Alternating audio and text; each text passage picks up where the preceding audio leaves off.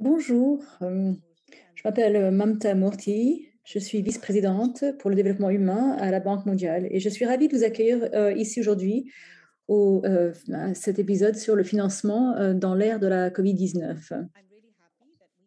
J'ai le plaisir donc de pouvoir organiser cette discussion très importante aujourd'hui. Nous avons en effet eu un double choc face à la COVID-19, choc sanitaire et choc économique. Ceci nous a coûté des milliards de vies et cela a également déclenché une récession économique à l'échelle mondiale, la plus forte depuis la fin de la Deuxième Guerre mondiale. Cette crise a plongé plus de 100 millions de personnes dans la pauvreté extrême et ceci a également creusé les écarts. L'impact négatif sur le développement humain est connu. Il y a donc une crise sanitaire, une crise économique, mais également une crise en matière d'apprentissage, en matière de nutrition. C'est une crise qui impacte la santé des enfants, qui impacte la santé des femmes. Ici, à la Banque mondiale, nous avons mis en place des mesures concrètes afin de pouvoir sauver des vies, pour protéger les personnes pauvres et pour aider les pays à atteindre une croissance durable et pérenne, tout en reconstruisant de manière durable.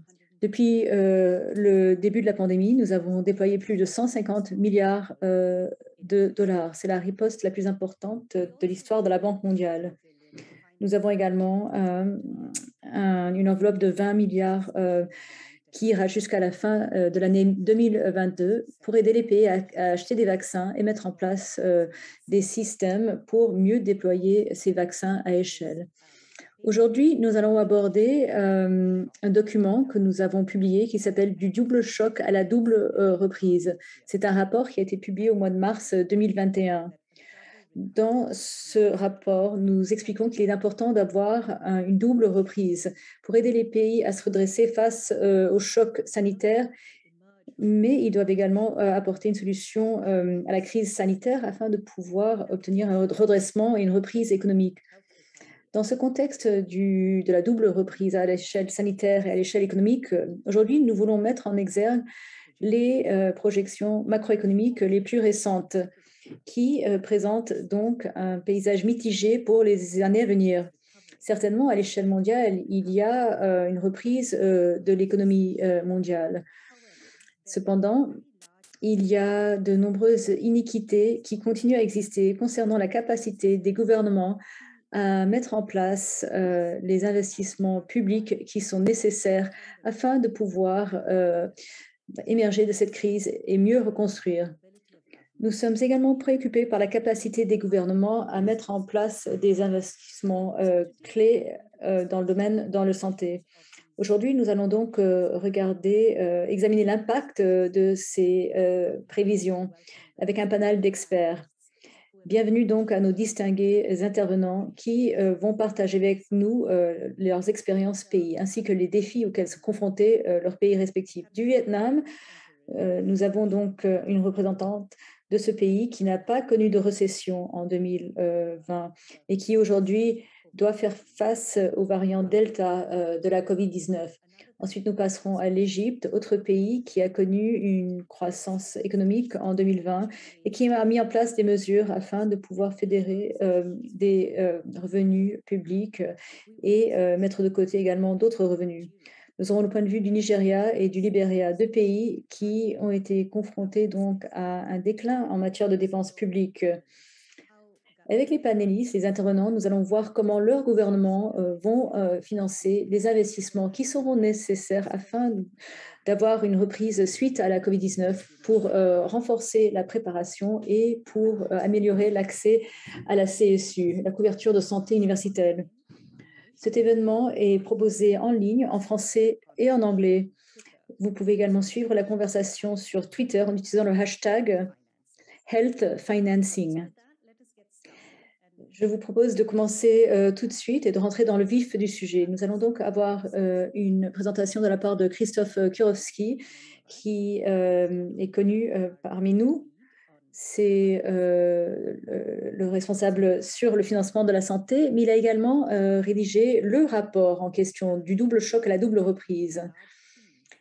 Il gère une équipe qui examine de très près les questions qui nous intéressent aujourd'hui. Christophe, je vous cède donc le micro afin de nous décrire les enseignements du rapport et ensuite nous inviterons les intervenants à s'exprimer. Merci Manta pour cette introduction et merci de nous avoir rejoints aujourd'hui. Je suis tout à fait ravie de pouvoir partager avec vous les enseignements clés de notre dernière analyse. Avant de ce faire, permettez-moi de prendre un pas en arrière afin de souligner certaines des hypothèses qui sous-tendent nos travaux dans ce domaine du double choc à la double reprise. Tout d'abord, afin d'avoir une reprise économique, il faudra apporter une solution à la crise sanitaire. Et pour avoir un rétablissement de la crise sanitaire, il faudra mettre fin à la pandémie, notamment avec le déploiement des vaccins contre la COVID-19. Deuxièmement, il faudra également avoir la capacité de prévenir des crises sanitaires futures en renforçant la riposte. Et enfin, COVID-19 health services. Over the next few minutes, I will show you that this health recovery is at risk because of widening rifts in health spending. And to do so, sera difficile. Et je mettrai donc l'accent sur les perspectives économiques et macro-fiscales, les conséquences des dépenses sanitaires et quelles sont les implications concernant cette double reprise. Parlons donc des aspects macroéconomiques de ce sujet. Vous aurez sans doute vu les chiffres que je vais vous présenter. Ici, on a les tendances du PIB par personne. La bonne nouvelle, c'est qu'il y aura une forte reprise économique en 2021 à travers tous les pays. Le PIB par personne va sans doute augmenter de 1,1%. Cependant, il faut reconnaître deux éléments. Premièrement, contrairement à la crise financière mondiale, les confinements ont impacté toutes les catégories de revenus, y compris les pays à revenus faibles et les pays intermédiaires de la tranche inférieure. Deuxièmement, après la profonde contraction enregistrée en 2020, la reprise partira d'une base faible et la plupart des pays ne retrouveront pas les pays de PIB par habitant pré-Covid qu'en 2023, c'est-à-dire dans 2 ans. Ce retour à la croissance est tout à fait essentiel, mais il ne faut pas oublier la capacité des pays à réaliser des investissements publics qui sont essentiels. Dans notre analyse, nous constatons de grandes disparités entre les pays. Nous utilisons une mesure simple. Quelles sont les dépenses publiques par habitant prévues en 2026, à la fin de la période de projection? Et d'ici là, est-ce que ces dépenses dépasseront-elles les niveaux pré-Covid-19 ou seront-elles inférieures à ceux-ci? Lorsque nous appliquons ce critère, nous observons un groupe de 126 pays où les dépenses publiques par habitant seront supérieures au niveau pré-Covid à l'horizon 2026. C'est ce que nous appelons la perspective favorable, mais elle est accompagnée de nombreux défis. Par exemple, malgré la tendance généralement positive en matière de croissance des dépenses, les pays à faible revenu de ce groupe sont supposés connaître 1 ou 2 années de réduction en matière des dépenses publiques par habitant. En outre, il y a un groupe de 52 pays où les dépenses publiques par habitant resteront en 2026 en dessous des niveaux pré-Covid-19. Dans ce groupe, la capacité à réaliser des investissements publics clés sera fortement limitée. Par exemple, les pays à faible revenu de ce groupe devraient réduire leurs dépenses publiques par habitant en moyenne pendant 4 des 5 prochaines années. Quel sera donc l'impact de ces perspectives fiscales sur les dépenses sanitaires? Nous avons développé plusieurs scénarios qui examinent les dépenses publiques comme aspect clé du financement de la santé.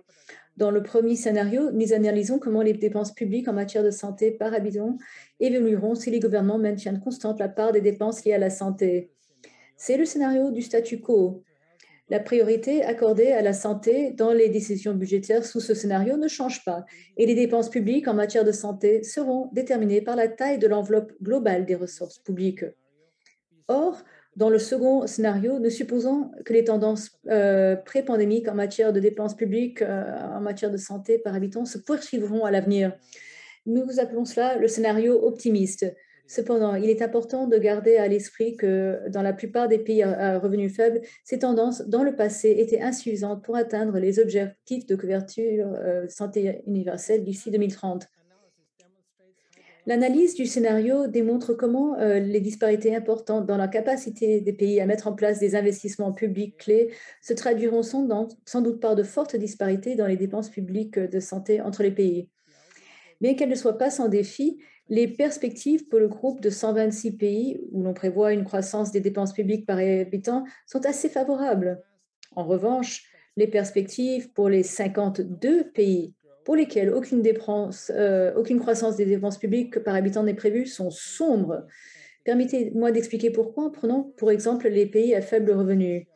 Dans le premier scénario, avec la part constante du budget consacré à la santé représentée en bleu, les dépenses publiques de santé par habitant passeront de 14 dollars en 2019 à 12 dollars en 2026. Dans le second scénario, le scénario de la tendance pré-Covid présenté en orange, les dépenses publiques par habitant passeront de 14 dollars en 2019 à 25 dollars en 2026. En somme, si les gouvernements maintiennent constante la part des dépenses de santé, les niveaux de dépenses futures seront bien en deçà des tendances pré-Covid, avec des écarts marqués entre les deux scénarios. Cela soulève la question de savoir si un retour aux tendances est faisable. En bref, pour la plupart des pays, des 59 pays, la réponse est non. Par exemple, pour les pays à faible revenu, cela veut dire doubler en moyenne la part de dépenses publiques consacrées à la santé de 10 à 20 10 à 2019 à 20 en 2026. Des augmentations de cette ampleur sur des périodes de temps si courtes sont sans précédent pour ces pays-là. Dans le cadre d'une nouvelle analyse, nous avons cherché à mieux comprendre ce que ces perspectives de dépenses signifient quant à la capacité des pays à faible revenu à financer le déploiement des vaccins COVID et les investissements nécessaires pour renforcer la sécurité sanitaire. Permettez-moi d'abord de me pencher sur le cas de déploiement de la vaccination et d'illustrer les résultats en utilisant l'exemple des pays à faible revenu. Dans le premier temps, nous estimons que la croissance des dépenses publiques en matière de santé au-delà des niveaux pré-COVID. Nous nous concentrons sur la croissance des dépenses en supposant que les niveaux de dépenses pré-COVID sont essentiels pour maintenir la couverture des services de santé essentiels non-COVID.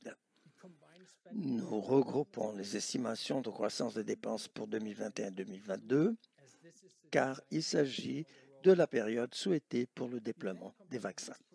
Nous comparons ensuite ces projections aux estimations concernant la part de coûts de pays pour le déploiement de leurs vaccins. Ces estimations reflètent les coûts en sus de l'appui COVAX actuellement disponible et des dons de vaccins. Pour atteindre une couverture de 70% de la population, les estimations des coûts spécifiques aux pays à faible revenu s'élèvent à environ 4,3 milliards de dollars. Dans le scénario de la part constante du budget de la santé, illustré en bleu, la croissance prévue des dépenses publiques en matière de santé 2021-2022 ne couvrira que 28% de la part du coût de déploiement des vaccinations pour les pays. Veuillez voir aussi que ces différences marquées en fonction de la croissance prévue des dépenses publiques générales. Cette perspective ne varie pas beaucoup dans le scénario optimiste dans lequel les pays retrouvent les taux de croissance des dépenses publiques en matière de santé pré-Covid. En outre, des ressources publiques générales pour la santé, nous convions que 44,5% de la part des pays dans le déploiement de la vaccination. Les prévisions pour les pays à revenus intermédiaires de la tranche inférieure sont très similaires. Ici, la croissance des dépenses publiques ne couvrira en moyenne qu'une fraction de la part des pays dans le déploiement de la vaccination. Permettez-moi maintenant d'aborder la question de la capacité des pays à faible revenu à financer les investissements nécessaires pour renforcer la sécurité sanitaire. Dans ce cas, j'utiliserai l'exemple des pays à revenus moyens inférieurs pour illustrer les conclusions générales. La logique est similaire à celle que je viens de vous présenter. Tout d'abord, nous estimons que les dépenses publiques supplémentaires en matière de santé pour 2026, comparons ensuite ces estimations avec les coûts annuels de renforcement et du maintien de la capacité de préparation de réponse. Nous utilisons des estimations très prudentes des coûts par pays. Au total, ces coûts s'élèvent à 4,4 milliards de dollars pour 2026. Dans le scénario de la part constante du budget santé, illustré à nouveau en bleu, la croissance des dépenses publiques en matière de santé ne couvrira qu'en moyenne 61% des coûts annuels des améliorations nécessaires dans le domaine de la sécurité sanitaire. Ici aussi, le tableau ne varie pas beaucoup, même si les pays font des choix courageux nécessaires pour revenir aux tendances de croissance des dépenses publiques en matière de santé pré-COVID. En conclusion, la plupart des pays à faible revenu ne pourront pas mobiliser les fonds supplémentaires nécessaires pour couvrir leur part des coûts du déploiement de la vaccination ou les coûts du renforcement et de la préparation de la réponse, sans parler des coûts combinés. Comme l'a dit, le retour est essentiel, mais nombre de pays aura difficulté à trouver ces fonds. Pour certains de ces pays, le choix sera très difficile. Cela va dépendre de la manière dont les pays relèvent ces défis. Dans le pire des cas, mais qui n'est pas très probable, la réponse sera insuffisante. Le progrès sur le chemin de la sécurité sanitaire va se stagner. En matière de santé, d'économie, il faut retrouver la reprise non seulement pour ces pays, mais pour le monde entier. Donc, l'aide au développement pour la santé serait importante. Cette aide a stagné dans les années qui ont précédé la COVID et il ne sera peut-être pas facile de la relancer maintenant, à un moment où même les pays à revenus élevés luttent également pour maintenir leur niveau de dépenses publiques. Cependant, les pays à revenus élevés ont un intérêt vital à renforcer la reprise mondiale. En reconnaissant cet intérêt et en le renforçant au mondial de ressources, les pays donateurs peuvent combler les écarts croissants en matière de dépenses de santé. Comme l'a souligné le groupe de travail multilatéral sur la COVID, c'est maintenant qu'il faut agir. Le cours de la pandémie et la santé du monde en sont en jeu. Et avec cela, comme j'ai souligné au début de ma présentation, est également en jeu une reprise économique mondiale soutenue. Merci encore vous tous de vous être joints de nous et je donne la parole à Mamta. Merci Christophe. Je crois que vous avez bien présenté cette question. Elle sera extrêmement difficile pour nombre de pays, notamment les pays à faible revenu et à revenu intermédiaire inférieur, d'atteindre ces objectifs. La vaccination pour tous, de renforcer la résilience de leur système de santé et d'avancer vers une couverture universelle de santé. Bien sûr, les pays se trouvent dans des circonstances différentes entre elles. C'est pourquoi nous avons choisi les membres du panel de façon à nous pouvoir entendre les expériences de pays très différents. Et j'aimerais maintenant souhaiter la bienvenue aux membres du panel. Et je vais poser la première question au Dr. Juan, qui est vice-directeur de la stratégie en matière de santé au Vietnam. Le Vietnam est un des peu de pays qui n'ont pas connu de récession en 2020. Et les prévisions macroéconomiques récentes montrent ou indiquent que la croissance sera importante dans l'avenir proche. Maintenant, les recettes du gouvernement ont chuté pendant 2020, mais malgré leur croissance prévue, elles ne vont pas retrouver les niveaux pré-Covid avant la fin de 2022. Alors, Madame la docteure, qu'est-ce que ce déclin en matière de revenus pour le gouvernement représente en matière de santé? Quelle est la perspective? Quelle était la situation en 2020 et quelle est la perspective 2021? Et maintenant, avec l'apparition de le variant Delta, est-ce que vous attendez qu'il va y avoir un changement dans les perspectives macroéconomiques et en quoi cela peut impacter les soins de santé? Merci, madame, de vos aimables paroles et merci de m'offrir cette possibilité de faire partie de ce panel. Au Vietnam, nous avons connu une croissance positive en 2020, mais il y a eu une réduction des recettes publiques en 2020 à hauteur de 15%. Donc le gouvernement a perçu 15% de moins de revenus. Et bien sûr, il y a eu une croissance en matière de dépenses, c'est-à-dire que on est passé de 2,7% à 5% du PIB en matière de déficit en 2020. Donc,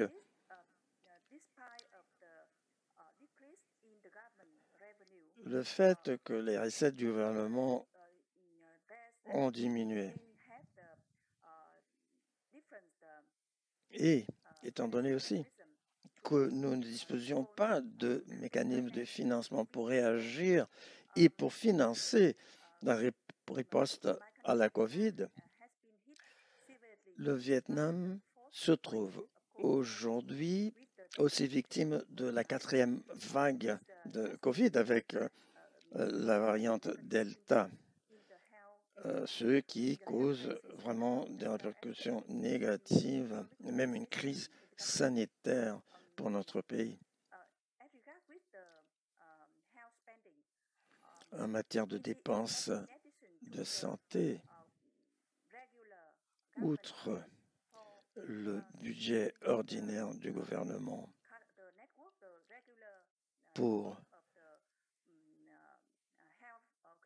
assurer que les soins de santé soient prodigués au niveau de clinique générale, par exemple, avec l'avènement de la COVID, nous avons dû augmenter le budget du gouvernement de 2 à 4% afin de pouvoir assurer ces soins. Nous avons dépensé 18 millions de notre monnaie pour la COVID et tout cet argent provient d'un fonds particulier en 2021.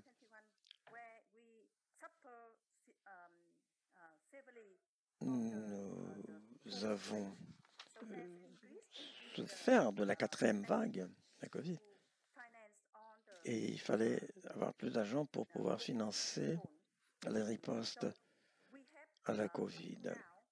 Si bien que jusqu'à présent, nous avons puisé sur ce fonds et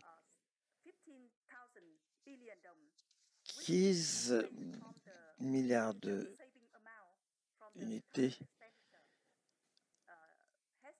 ont été dépensés et mobilisés pour, bien sûr, suppléer le financement de la riposte à la COVID.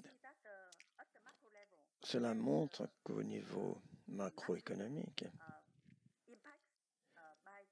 il y a un impact très sérieux de la pandémie sur les finances. Mais nous pouvions compter sur un mécanisme d'appoint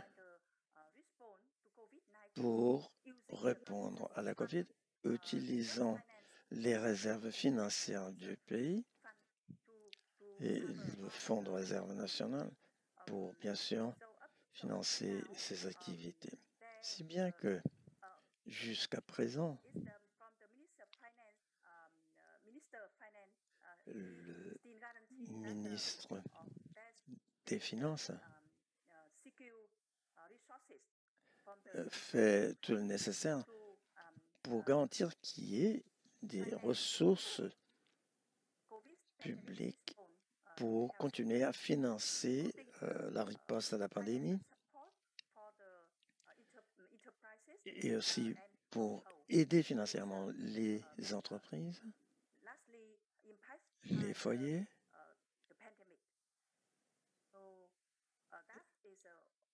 En matière de lutte contre la pandémie. Voilà donc pour quelques des données sur la situation des dépenses publiques chez nous. En matière de riposte Covid, bien sûr, il y a des mesures en matière de santé publique. Et il faut bien sûr soigner les personnes. Mais nous dépendons aussi des initiatives de sécurité sociale. Et donc, les instances de santé publique et leur assurance, bien sûr, couvrent certaines dépenses. Si bien que nous avons pu maintenir les soins de santé aux personnes qui dépendent de cette sécurité. En matière de santé publique, de prévention ou de réponse, tout cela dépend du budget de l'État et aussi des fonds de réserve que j'ai cités. Vous avez la parole. Merci beaucoup, Dr. Fwang. Vous avez soulevé des points très intéressants concernant le rôle des des fonds de réserve et des contingences nécessaires pour apporter des ressources additionnelles pour lutter contre la pandémie et appuyer les services de santé. Passons maintenant à notre deuxième intervenant, notre deuxième panéliste, le Dr. Mae Ferry, l'adjointe au ministre des Finances pour la justice économique, et elle travaille au sein de l'Institut de justice en Égypte. Madame Farid, l'Égypte est un autre pays qui, comme le Vietnam, a su maintenir un taux de croissance positif en 2020. Bien que les dépenses publiques aient quelque peu diminué, il est prévu que ces dépenses vont croître jusqu'à 2026. L'Égypte est un pays où les prévisions sont pour une croissance positive, selon le rapport et le travail de Christophe et ses équipes, bien qu'il semblerait qu'il y aura peut-être un léger déclin en 2022. L'Égypte a donc pris des mesures pour lever plus de fonds publics et a mis de côté certains fonds. Pourriez-vous nous parler de ces mesures et pourquoi le gouvernement égyptien a estimé qu'il était important d'affecter certaines ressources publiques à cette situation? Je vous cède donc le micro. C'est vraiment un privilège d'être ici aujourd'hui avec vous pour participer à cet événement et pour vous parler de l'expérience de l'Égypte en matière du financement de la santé pendant l'ère de la COVID-19. Je souhaiterais partager avec vous les efforts récents pour lever des fonds publics supplémentaires en matière de collecte de revenus. L'Égypte, également au sein du ministère de la Finance, nous avons mis en place une réforme complète du régime fiscal. Nous avons donc automatiser le processus fiscal afin d'avoir un meilleur respect et un meilleur recouvrement des recettes fiscales de la part des citoyens. Nous avons donc augmenté les taxes sur le tabac et sur d'autres produits. Ceci permet donc d'augmenter l'assiette fiscale et ceci est en ligne avec les recommandations mondiales. Il y a des réformes concernant également l'impôt sur le revenu pour que ce régime fiscal soit plus progressif et moins distorsionnaire. Il faut également encadrer la stratégie sur le moyen terme afin d'avoir une mobilisation des recettes intérieures. L'objectif, c'est donc d'augmenter de 2% la part d'impôt par rapport au PIB. Nous avons également développé des méthodes innovantes pour diriger les recettes fiscales sur certains secteurs en particulier, pour que ceux-ci puissent bénéficier aux populations et également à d'autres mesures. Parmi les secteurs d'intérêt, il y a l'éducation, la protection sociale et également, bien sûr, le domaine de la santé. Ce sont les trois secteurs principaux en matière du capital humain et donc ce sont des secteurs très productifs sur le long terme. Et ce sont des secteurs extrêmement importants pour l'Égypte. Un autre exemple d'une méthode innovante pour lever des revenus et pour étendre l'espace budgétaire, c'est donc les revenus affectés. Et nous avons utilisé également des taxes affectées pour soutenir le déploiement de la CSU. Et l'objectif, c'est d'atteindre la CSU grâce à une stratégie pérenne en matière de financement. Nous estimons que le gouvernement estime que les revenus affectés sont importants et donc c'est pour cela que nous avons également une masse salariale qui a été affectée et ça s'appelle la taxe COVID-19 sur la masse salariale et il y a un certain pourcentage de la masse salariale est donc affecté pour l'année fiscale 2021. De la sorte, l'Égypte est parmi les rares pays qui ont mis en place des mesures de consolidation budgétaire pour relever le financement. Bien sûr, il faut avoir le soutien des ministères de santé pour relever cette crise sanitaire. Il faut également souligner la chose suivante. Afin de réagir face à la COVID-19, ce double choc, nous avons pu relever ce défi grâce à des mesures mises en œuvre par le gouvernement sous le programme de réforme égyptien. Ceci a donc créé l'espace budgétaire nécessaire pour que le gouvernement puisse réagir face à l'impact de la pandémie de COVID-19, cela de manière rapide et efficace, tout en maintenant un profil de croissance favorable. Le gouvernement égyptien a également réagi à la crise en mettant en place un cadre politique équilibré qui s'appuie sur le principe suivant, à savoir adopter une approche équilibrée pour soutenir l'économie, mais sans créer des déséquilibres en termes de la dette. Ceci est nécessaire, enfin d'autres efforts ont été déployés afin de pouvoir soutenir la population au cours de la pandémie de COVID-19. Il y a des allocations dans le domaine de la santé, donc 275 milliards et 17 milliards, donc une augmentation de 17 milliards comparée à l'année fiscale 2021. Il y a également eu des dépenses de santé qui s'élèvent à 9,4% des dépenses, une augmentation donc de 6% comparée à l'année fiscale 2020. Le gouvernement égyptien a également dépensé 3 millions de livres égyptiennes sur l'obtention des vaccins depuis que les vaccins sont disponibles. En plus de la taxe sur la masse salariale, le gouvernement a également alloué 13,2 millions de plus dans le secteur de la santé pour la période de juillet 2020 à mai 2021. Je viens de citer certains exemples concernant les efforts mis en œuvre par le gouvernement égyptien au cours de la crise. Et j'espère que ça peut vous donner une idée de ce que nous avons essayé de mettre en œuvre. Merci beaucoup, Madame Farid. Ce n'est pas très souvent que nous rencontrons des participants qui proviennent d'instituts, participants qui font partie d'instituts sur la justice économique. Donc, votre profil et votre parcours est très intéressant. J'ai écouté avec grande attention votre description de la taxe sur la masse salariale et également ce qu'on appelle la fameuse sin tax, l'impôt contre le tabac. Ce sont des expériences très intéressantes qui, nul doute, intéresseront nombre de nos participants. Je vais maintenant céder la parole à notre prochain intervenant, Son Excellence Samuel Tuya, du ministère de la Finance du Libéria, a malheureusement des problèmes de connectivité.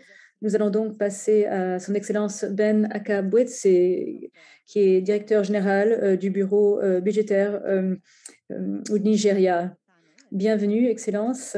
La question que j'aimerais vous poser est la suivante. Concernant les prévisions de croissance au Nigeria, qui ne sont pas très encourageantes, et suggérer que le PIB par habitant et que le revenu public par habitant va être fortement réduit entre aujourd'hui et 2026.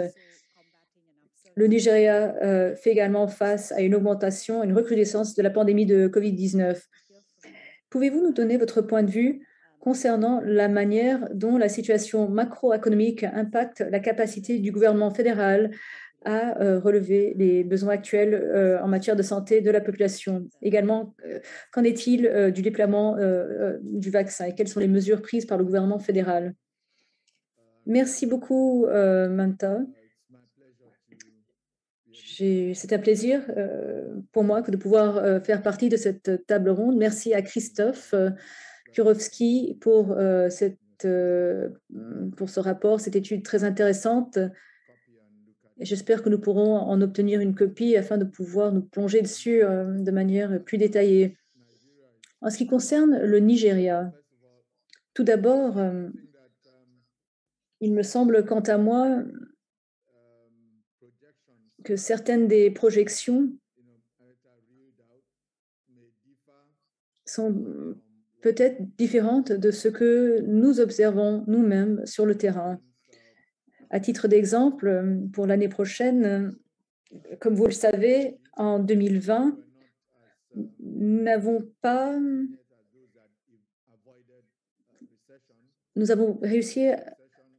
réussi à éviter une récession. Et en fait, nous sommes rentrés en récession après un déclin de la croissance pendant le deuxième et le troisième trimestre 2020. Cependant, suite à cela, nous avons connu donc une récession en forme de V, ce qui veut dire que pendant le quatrième trimestre, nous sommes revenus à la croissance. Donc pendant le deuxième et troisième trimestre, le premier et le deuxième trimestre 2021 ont été positifs et nous avons eu un taux de croissance très élevé, le plus élevé que nous ayons vu même depuis 6 ans. Pour 2021, nous prévoyons une croissance de 4,2%. Et le taux de croissance de la population est estimé à 2,6%. De ce fait, si nous pouvons avoir une croissance de 4,2%, eh bien, je ne pense pas que ça s'aligne avec vos projections concernant le déclin de la croissance par habitant. Quoi qu'il en soit, les revenus par habitant sont à un certain niveau et ils sont moins élevés pour les personnes à revenus intermédiaires. Mais nous projetons que ces revenus vont augmenter de manière importante. Après avoir fait cette correction, j'aimerais vous expliquer qu'au Nigeria, avant l'ère de la pandémie, les revenus publics étaient déjà insuffisamment élevés. En fait, nous avions parmi les revenus les moins élevés, si l'on regarde l'imposition par rapport au PIB. De ce fait, en 2018, nous avons donc lancé ce que nous avons appelé l'initiative stratégique pour la croissance du revenu, et cela au niveau du gouvernement fédéral. Mais bien sûr, les gouvernements supranationaux suivent également le chemin tracé par le gouvernement fédéral pour relever leurs propres défis, à savoir dans les provinces. Donc, s'il n'y a pas suffisamment de revenus publics, ceci impacte le pays tout entier, avec peut-être l'exception de 3 des 36 gouvernements d'États fédérés. La plupart donc des États ont vraiment lutté pour avoir une viabilité financière. Donc, afin que nos revenus puissent croître, eh bien, il faut dire que la COVID-19, ça a été vraiment un impact très négatif. Et donc, nous avions espéré d'avoir une augmentation de 8% à 15% à l'horizon 2023. C'était donc notre objectif qui était important. Mais aujourd'hui, en raison de l'impact extrêmement négatif de la COVID-19, nous avons dû modifier la projection, la cible pour l'horizon 2025 pour atteindre les 15% de croissance. Et même cela sera ambitieux. Nous restons donc très engagés vis-à-vis de ce processus, en partie parce que c'est quelque chose qui a été vraiment impactés par des problèmes de conformité. Il y a beaucoup d'évasion fiscale. En fait, il n'y a pas de nouvelles taxes, de nouveaux impôts, il n'y a pas d'augmentation en termes des taux. En fait, c'est vraiment un manque de conformité qui pose problème. En parallèle à cela, les dépenses en matière de santé avant la pandémie de Covid-19 étaient peu élevées. Et ce n'est pas un secret que nous sommes l'un des pays qui a les dépenses forfaitaires parmi les plus importantes. Et c'est pour cela.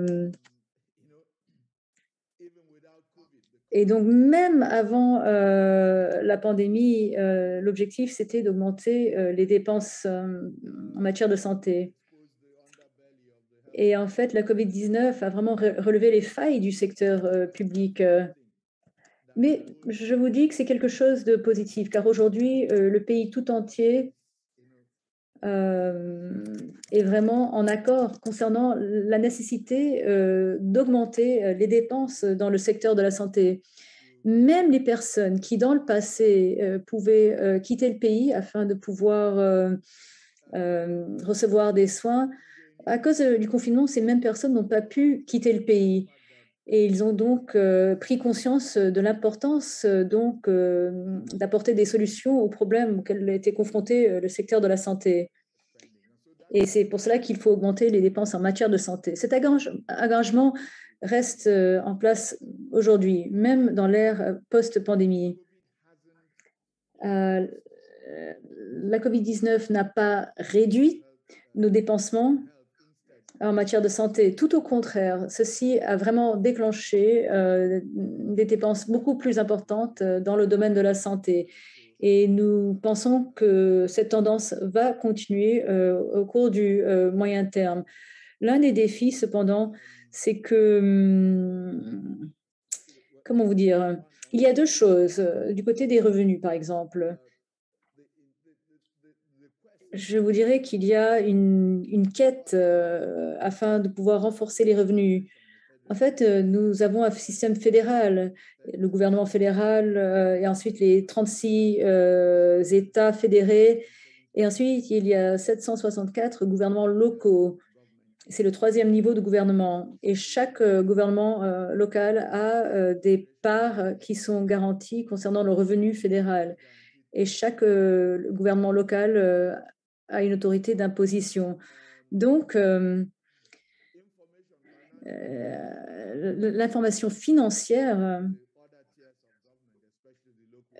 eh bien, à tous les niveaux, n'est pas vraiment disponible à une échelle suffisante. Donc, nous allons amorcer un exercice pour remédier à ce problème. Très souvent, en fait, les données financières du gouvernement fédéral sont disponibles. Et lorsqu'on parle des dépenses du Nigeria en matière de santé, en fait, on fait souvent référence aux données provenant du gouvernement fédéral et non pas des autres niveaux. Mais au sein de notre constitution, la santé fait partie d'un aspect législatif différent. Donc, il faut prendre en compte les trois niveaux de gouvernement. Il faut faire une agrégation de toutes les données afin de pouvoir obtenir les dépenses du Nigeria. Et certes, cette information n'est pas facilement disponible, mais nous sommes en train de mettre en place un exercice pour trouver une solution à ce problème. Au sein du bureau budgétaire, nous sommes en train de faire cela. Mais il y a maintenant intense concurrence pour ces recettes à tous les niveaux du gouvernement et aussi pour avoir une part de la distribution de la recette fédérale du gouvernement. Mais les États fédérés les plus pauvres, qui en général ont aussi les données de santé les moins performantes, se trouvent dans ce combat pour de fond. Cela veut dire que la situation sanitaire peut encore s'empirer dans ces États-là. C'est un des défis qu'il faut relever à l'avenir. Un autre aspect, c'est que la COVID-19, en général, bien sûr, à dérouter l'attention d'autres défis qui sont peut-être plus graves aux yeux de certains, comme par exemple le paludisme. Le paludisme tue beaucoup plus que la COVID.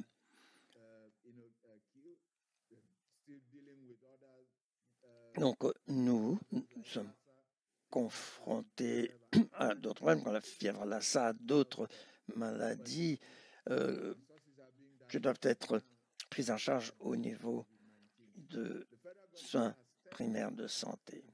Le gouvernement fédéral, bien sûr, a pris des mesures pour alléger les fardeaux concernant le coût de la COVID pour les autres niveaux de gouvernement, parce que le gouvernement fédéral paye pour la plupart, ça dépend. Mais peut-être que la Banque mondiale, enfin, le monde entier devait se pencher de façon plus directe sur la question du taux de mortalité très bas de la COVID dans nos régions. Nous sommes un peu aux aguets depuis longtemps pour voir qu'est-ce qui se passe avec la première vague, deuxième vague, troisième vague.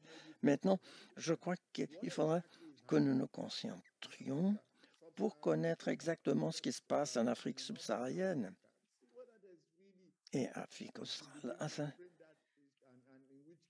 pour pouvoir bien cerner le problème, et pas aussi, plutôt que de donner des instructions à ces pays, de leur dire comment ils doivent faire en matière de dépenses ou comment utiliser les ressources et comment prendre des ressources qui, d'après les gens de ce pays même, pensent que ce sont des domaines qui méritent plus de finances que la COVID, par exemple. Donc, la question essentielle est la suivante. La COVID a ralenti le progrès que nous accomplissions vers la couverture universelle de santé. Nous étions près du but, mais cela a été ralenti étant donné l'échelle des dépenses nécessaires pour la COVID. Merci. Merci, M. Akabose. Vous avez dit des choses très importantes et j'ai été sensible surtout à ce que vous avez dit, la mobilisation des ressources nationales et aussi la question de la conformité fiscale et le rôle de l'administration fiscale dans tout ça. Vous avez aussi évoqué la question de la nécessité des meilleures données pour ce qui concerne les dépenses publiques, notamment au niveau fédéral, où la santé est un élément important. D'autres niveaux de gouvernement ont aussi une autorité fiscale et je me réjouis de voir le rôle que votre bureau joue pour améliorer les données disponibles sur les dépenses de la santé. Vous avez parlé de la nécessité de s'attaquer et à la COVID et aussi d'autres causes de mortalité et morbidité, comme le paludisme, la fièvre Lassa. Donc, vous avez bien souligné quelque chose que Christophe avait dit en premier, c'est-à-dire qu'il y a des choix difficiles qu'il faut faire, car les défis qui s'opposent aux dépenses du gouvernement et la nécessité de dépenser davantage pour la santé en matière de soins primaires de santé, de réagir aux nécessités de la COVID et aussi de continuer à poursuivre le but de couverture universelle.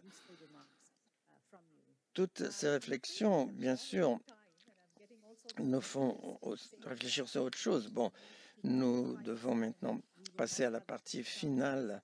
Il ne va pas y avoir la possibilité d'un deuxième rond de questions. Je voulais vous dire simplement que nous lançons aujourd'hui cette initiative. Vous avez manifesté l'intérêt de recevoir des exemplaires du PowerPoint. Vous allez les recevoir en ligne et on ne fait que commencer un dialogue, une conversation qui va continuer. Donc, j'aimerais passer à la partie finale de notre rencontre. Ce sont les observations, les remarques de conclusion qui sont faites par Dr Juan Pablo Uribe, notre directeur pour la santé. Je suis très heureuse de vous accueillir de nouveau à la Banque mondiale. Juan Pablo, soyez les bienvenus. Juan Pablo a une carrière brillante en travail au gouvernement. Il était ancien ministre de la Santé en Colombie. Il a travaillé pour le secteur privé, pour le secteur public et au sein d'organisations internationales telles que la Banque mondiale. Il nous est revenu il n'y a que 6 jours. Il y a 6 jours qu'il occupe ce poste. Donc, je lui donne la possibilité de clore la réunion, de présenter les remarques de clôture. Merci. Merci beaucoup. Merci à tous ceux qui ont participé à cet événement. Nous avons écouté 3 exposants très importants qui ont présenté la situation dans 3 pays très différents alors qu'ils font face à la même pandémie. Au Vietnam et en Égypte, les économies ont continué à croître. Ils vont vers 2026. Et les dépenses de santé publique par habitant vont continuer à augmenter d'ici 2026 dans ces 2 pays. Merci beaucoup d'avoir partagé avec nous l'expérience du Nigeria aussi, où l'on pense que les dépenses publiques vont continuer à diminuer et ne vont pas retrouver leur niveau pré-Covid d'ici 2026. Ce sont des situations très différentes que ces pays confrontent en ce moment. Nous avons clairement aussi entendu dire que certains pays vont avoir des difficultés à trouver les fonds nécessaires pour payer pour les vaccins et, très important aussi, pour renforcer leur capacité de préparation, de riposte, des préventions dont ils vont avoir besoin dorénavant. Donc, il y a aussi des différences entre tous ces pays. Voici maintenant quelques idées qu'on peut avoir à partir de ce rapport, comme combler ces écarts qui sont développés. Comment peuvent leurs pays se préparer, répondre, éviter de nouvelles pandémies et avoir des vaccins? Cela est très important pour la Banque mondiale. Et donc, nous voulons aider les pays tout en reconnaissant en même temps qu'un soutien des bailleurs sera nécessaire pour lancer les bases d'une reprise soutenue et solide. Nos orateurs ont été très clairs qu'il faut se concentrer sur les populations desservies, les pauvres. Cela est très important pour cette cause, parce qu'il faut protéger les services de santé de base qui doivent être continués disponibles et à la portée de ces populations.